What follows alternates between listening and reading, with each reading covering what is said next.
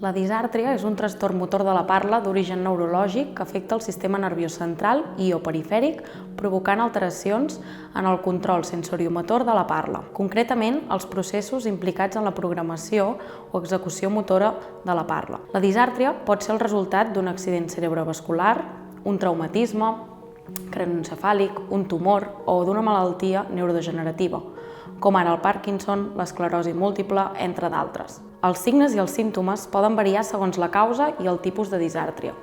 Aquests poden incloure ritme excessivament lent o ràpid que dificulten la intel·ligibilitat de la parla, incapacitat per controlar el volum de la veu, dificultat en la mobilitat dels òrgans bucofonadors, com els llavis, la llengua, la mandíbula, els músculs facials, veu nasal o forçada, mantenir una parla monòtona, per exemple. El logopeda avalua el pacient amb dificultats de la parla per determinar el tipus i la gravetat de la disàrtria. S'exploren les funcions implicades en la parla, com la respiració, la fonació, l'articulació, la ressonància i la prosòdia. Els objectius del tractament logopèdic dependran de la causa, el tipus i la gravetat dels símptomes. La disàrtria ha de ser abordada des de diferents perspectives: pacient, família i logopeda, que s'han d'implicar per treballar l'objectiu principal d'aconseguir una comunicació el més efectiva possible.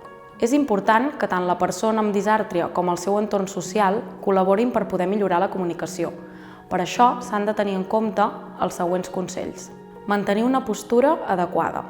Articular paraula per paraula fent èmfasi a cada síl·laba, potenciar l'ús de frases curtes, fer servir llenguatge no verbal com gestos, mímica per augmentar la intel·ligibilitat de la parla, assegurar-se que l'interlocutor comprèn el missatge. També és imprescindible que l'entorn del pacient, com els familiars, els cuidadors i els interlocutors, tinguin en compte evitar interferències en l'ambient que interrompin la conversa, respectar el torn i deixar-li temps per expressar-se, observar el llenguatge no verbal de la persona, com la mirada, l'expressió gestual i la facial, potenciar l'ús de preguntes tancades de sí-no i animar-lo a practicar les estratègies, com parlar més a poc, agafar aire pel nas, perquè l'ajudin a l'hora de comunicar-se. No parlar-lo de manera diferent, ja que ens entenen perfectament.